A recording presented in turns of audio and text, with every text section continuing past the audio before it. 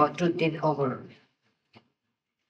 বাবা সম্পর্কে প্রথমে আমরা যে কথাটা মনে করি সে কথাটা হচ্ছে তিনি আপোষহীন এবং অত্যন্ত স্ট্রিক্ট প্রিন্সিপালের লোক ছিলেন, অর্থাৎ কঠোর ব্যক্তিত্বের লোক ছিলেন।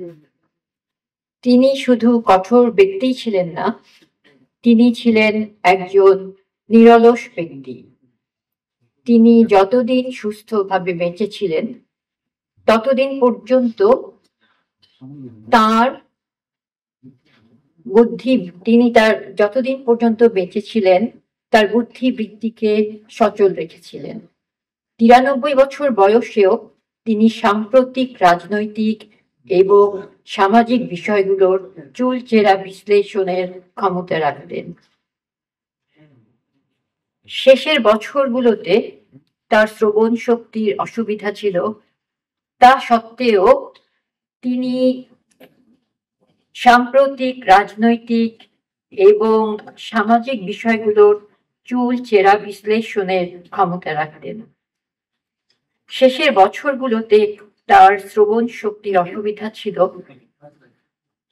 তা সত্ত্বেও তিনি নিরলসভাবে বিষয়গুলো সঠিকভাবে অনুধাবন করার জন্য লেখাপড়া করেছেন, আলাপ আলোচনার মাধ্যমে মতামত ও তথ্য সংগ্রহ করেছেন, বক্তব্য দিয়েছেন। বিশেষ করে বিভিন্ন সংবাদপত্রগুলো থেকে প্রায় প্রত্যহই তিনি কোনো না কোনো প্রয়োজনে তার সাথে সাক্ষাৎকারের ব্যবস্থা করে দেওয়ার জন্য অনুরোধ জানাতেন। কখনো কখনো সময়ের অভাব ও স্বাস্থ্যগত কারণে তিনি সেটা প্রত্যাখ্যান করলেও অধিকাংশ সময়েই তারা তার কাছে এসেছেন, তিনি তাদের সাথে আলাপ আলোচনা এবং সাক্ষাৎকার দিতে রাজি হয়েছেন।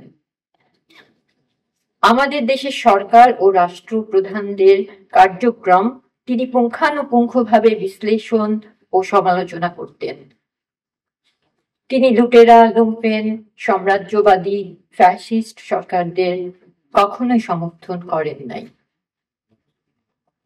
2024 সালের গণ অভ্যুত্থানকে তিনি আগ্রহের সাথে অনুধাবন করেছিলেন। ছাত্র জনতার আন্দোলন ও ত্যাগ রাজনৈতিক পট পরিবর্তনের পথে এক নতুন দিগন্ত মনে হয়েছিল। এ বিষয়ে তার রাজনৈতিক তাৎপর্য ও বিশ্লেষণগুলো বিভিন্ন গণমাধ্যমের সূত্র ধরে আমাদের কাছে এসেছে।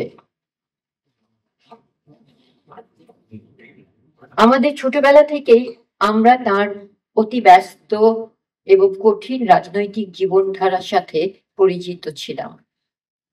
তার আলাপ আলোচনা ও লেখালেখির মাধ্যমে এ বিষয়গুলো যেভাবে আমাদের সামনে আসতো, ছোটবেলা থেকে আমাদের ধারণা ছিল যে তিনি শোষণহীন, বৈষম্যহীন এক সমাজ গড়ার স্বপ্ন দেখতেন, সমাজতন্ত্রের স্বপ্ন দেখতেন। আমরা যে দেশ দেখেছি, যে দেশের সামাজিক, অর্থনৈতিক, রাজনৈতিক অবস্থার মধ্যে জীবন কাটিয়েছি, তা সবসময় ছিল দুর্নীতিগ্রস্ত ও অপশাসনের।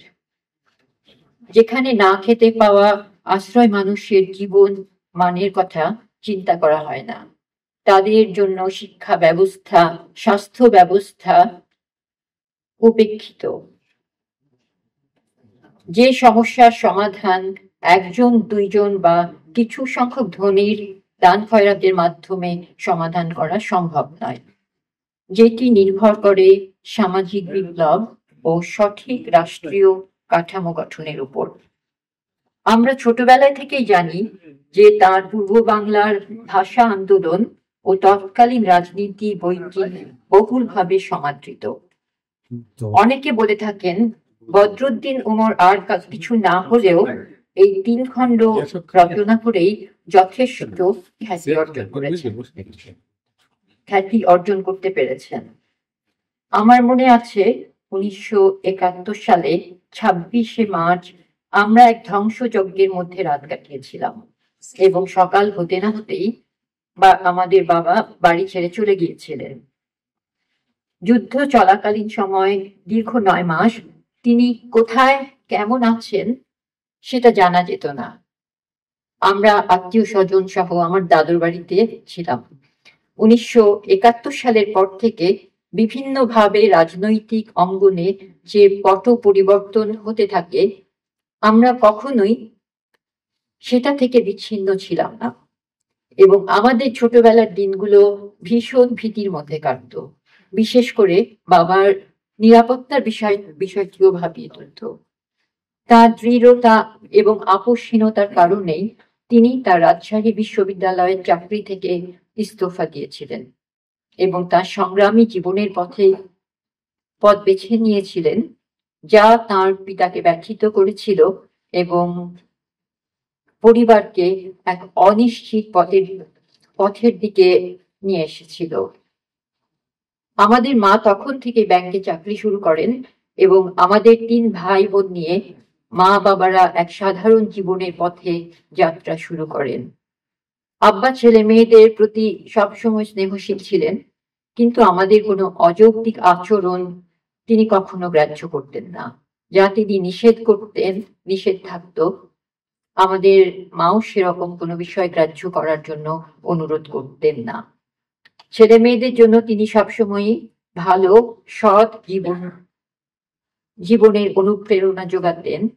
আমাদের 3 ভাই বোনকে তিনি কখনোই উচ্চাভিলাষী হওয়ার স্বপ্ন দেখান নাই। বাবা মাদের সব স্বপ্নই মধ্য ধরনের ছিল।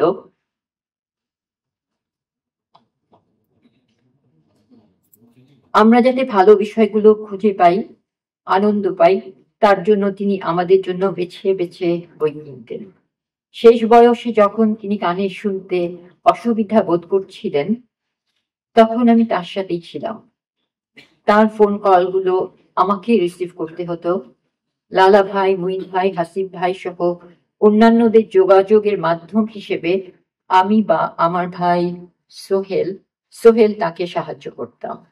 বিভিন্ন পত্র পত্রিকা বা গণমাধ্যমগুলো আমাদের মাধ্যমেই তার সাথে যোগাযোগ করতেন।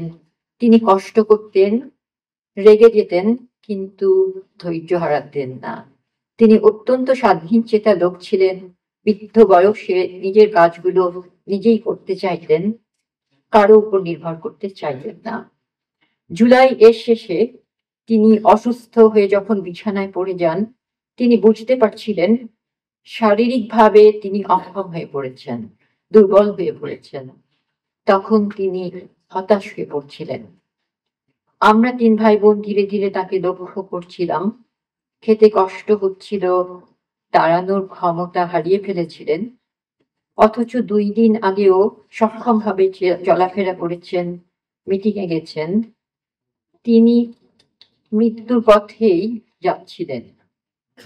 আমরা চাচ্ছিলাম কষ্টের সময়টা পার করে তিনি সুস্থ হয়ে ওঠেন, কিন্তু তিনি সেপ্টেম্বর মাসের 7 তারিখে আমাদের ছেড়ে চলে গেলেন।